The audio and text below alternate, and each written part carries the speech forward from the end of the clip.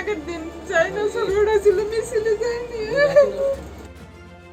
টাঙ্গাইল শহরের সাবালিয়ার এক জীর্ণ টিনের ঘরে শহীদ ছেলে মারুফের ছবি বুকে জড়িয়ে মা মোর্শেদা বেগমের মাতম যেন থামছেই না। বুকচেরা হাহাকার নিয়ে তিনি জানান, যে ছেলে ৪ আগস্ট হাতে পতাকা নিয়ে ছবি তুলল, পরদিনই বিজয় মিছিলে তার নিথর দেহের ছবি দেখতে হবে, এমন পাষাণ বাস্তবতা কোনো মায়ের পক্ষেই সহ্য করা অসম্ভব।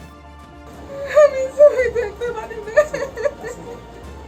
মারুফের মায়ের একমাত্র আকুতি সন্তান হত্যার বিচার, অথচ দীর্ঘ ২ বছরেও চার্জশিট না দিয়ে বিচার ঝুলে থাকায় আক্ষেপ আর দীর্ঘশ্বাস নিয়ে এই সন্তানহারা মা কেবলই পথ চেয়ে আছেন দৃষ্টান্তমূলক এক ইনসাফের। সন্তানের হত্যার বিচার আমি এখন পর্যন্ত পাইনি, অথবা আমার মামলার কোনো চার্জশিটও হয়নি। আমি সরকারের মাধ্যমে এটা চাই যে আমার ছেলের হত্যার বিচার যেন দ্রুত কার্যকরী করা হয়। নগদ নিয়ে এলো হার না মানা হার অফার। সর্বনিম্ন ১০,০০০ টাকা রেমিটেন্স নগদে পাঠালে থাকছে স্বর্ণের হার জেতার সুযোগ।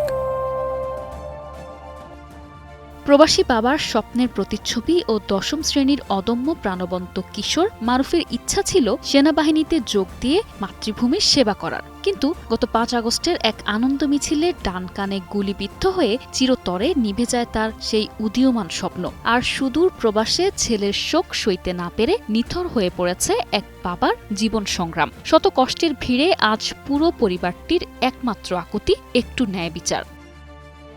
সরকারের কাছে প্রশ্ন যে আপনারা কেন এরকম করেন? আমাদের সাধারণ মানুষের হত্যার বিচার যদি আপনারা না করেন, আপনারাও যে এই ভুক্তভোগী একদিন হতে হবে না, তার কি মানে হয়? আমরা চাই যে আমাদের সন্তানদের হত্যার বিচার করেন, দেশকে দেখাই দেন যে না, ওনাদের বিচার হয়েছে। এদিকে বৈষম্য বিরোধী ছাত্র জনতার আন্দোলনে বিভিন্ন স্থানে টাঙ্গাইল জেলায় ৯ জন শহীদ ও কয়েক শত আহত হলেও এখনও কোনো মামলায় বিচারের জন্য চার্জশিট দেয়নি পুলিশ। এ ঘটনায় মারুফের পরিবারসহ জেলার বৈষম্য বিরোধী আন্দোলনের সমন্বয়ক ও ছাত্রনেতারা ক্ষোভ প্রকাশ করে এবং দ্রুত বিচার দাবি করেছেন। সরকারের কাছে আমি দাবি জানাচ্ছি অবিলম্বে এই মানব হত্যা মামলার চার্জশিট প্রদান করার জন্য। কারণ হচ্ছে যে যার বুক খালি হয়েছে, যে মায়ের বুক খালি হয়েছে, সেই শুধু সন্তান হারানোর ব্যথা বুঝতে পারে। আমরা সকলেই প্রত্যক্ষদর্শী যে মারুফকে হত্যা করেছে এই টাঙ্গাইলের পুলিশ, কিন্তু আমরা দেখব যে সেই মামলায় পুলিশের কোনো নাম লেখা হয়নি। চার্জশিট এখন পর্যন্ত দেওয়া হয় নাই এবং বিচারিক কার্যক্রম কোন পর্যায়ে আছে সেটাও এখনো কুয়াশার মধ্যে রয়েছে।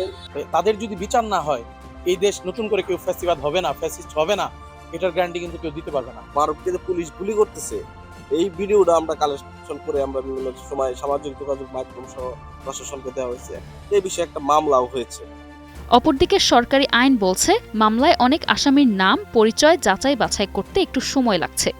বর্তমান সরকার তাদের একটা অঙ্গীকার, অবশ্যই সেই অপরাধীদের বিচার তারা করবেন, কিন্তু সেটা করতে গিয়ে যেন নিরীহ কেউ এই মামলায় ক্ষতিগ্রস্ত না হয় সেই বিষয়টাও এই সরকার দেখবে। নিশা আলম, ডেস্ক রিপোর্ট, ২১ টেলিভিশন।